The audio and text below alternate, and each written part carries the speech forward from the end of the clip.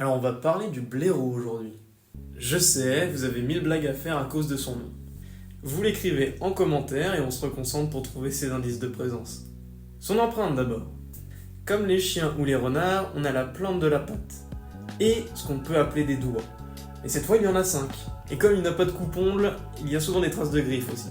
Ensuite on va parler de ses crottes. Mais cette fois on va pas trop s'intéresser à leur forme, mais plutôt à leur emplacement. Le blaireau est un gars super propre. Donc il fait des trous dans la forêt et il laisse sa crotte.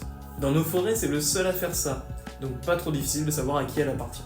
En continuant dans les trous, si vous en trouvez en forêt, c'est souvent lui qui les fait.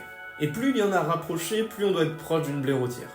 La blaireautière, c'est le complexe de terriers qui est créé par un ou plusieurs blaireaux. Les entrées sont multiples. Les principales sont assez grandes, et s'il est occupé, à côté de l'entrée, il y aura souvent de la terre retournée ainsi que des végétaux séchés qu'il utilise comme litière, parce que monsieur nettoie sa maison tous les jours. Un gars propre, je vous dis. Et c'est tellement un gros truc, avec plein de salles, qu'il fait souvent de la sous-loc à des renards, ou même à certaines espèces de chauves-souris. Enfin, vous pouvez trouver des traces de griffes sur des troncs d'arbres morts, dont il aura retiré l'écorce pour se nourrir des larves qui traînent en dessous. C'est le début de la décomposition. La prochaine fois, on parlera d'un autre gars propre, le sanglier. Allez, salut!